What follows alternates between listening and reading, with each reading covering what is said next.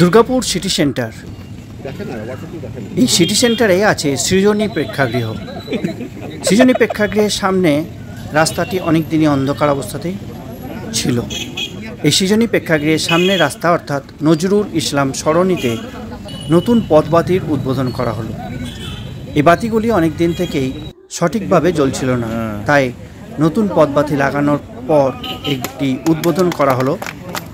এই অনুষ্ঠানে উপস্থিত ছিলেন দুর্গাপুর নগর নিগমের প্রশাসক মণ্ডলীর চেয়ারপারসন অনিন্দিতা মুখার্জি, নগর নিগম প্রশাসক মণ্ডলীর সদস্য ধর্মেন্দ্র যাদব, দীপঙ্কর লাহা, রাখি তেওয়ারি সহ দুর্গাপুর নগর নিগমের ইঞ্জিনিয়াররাও এই অনুষ্ঠানে উপস্থিত ছিলেন।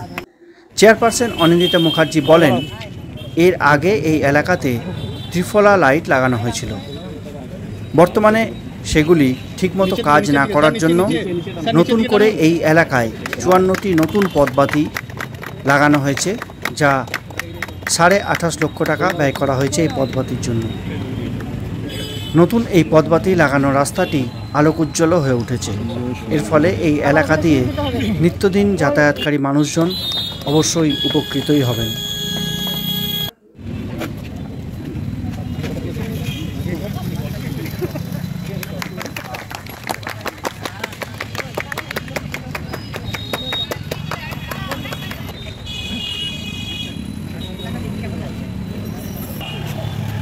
লাইটের ইয়ে পাওয়া যাচ্ছে না, মানে ম্যাচ করে কোনটা দেওয়া হবে ডেকোরেটিভ লাইট।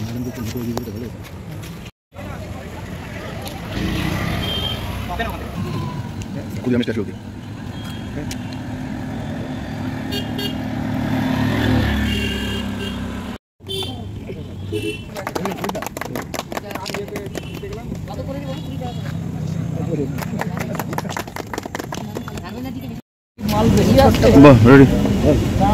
কি করলেন আজ এখানে?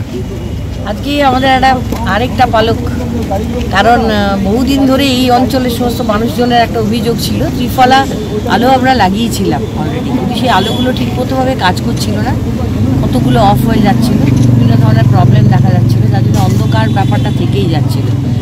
তারপরে এটা আমরা অবশেষে মানে প্ল্যান করি যে এখানে এই সমস্ত লাইটগুলোকে জ্বালিয়ে সুসজ্জিত কোনো আলো এখানে ব্যবস্থা করব। এই লাইটগুলোকে ক্যান্সেল করে দেওয়া হলো, সমস্ত ত্রিফলাগুলো।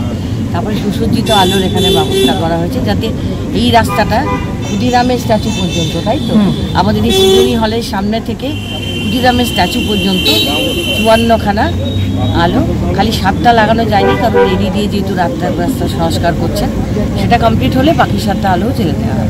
ডিএমসি কি দেখাশোনা করবে আগামী দিনে যদি কোনো প্রবলেম হয়? ডিএমসির তো রেসপন্সিবিলিটি, ডিএমসি লাগিয়েছে এবং ডিএমসি দেখবে আলো যেহেতু না থাকে। কত টাকা বাজে? এটা প্রায় 28.5 লক্ষ টাকা ব্যয়।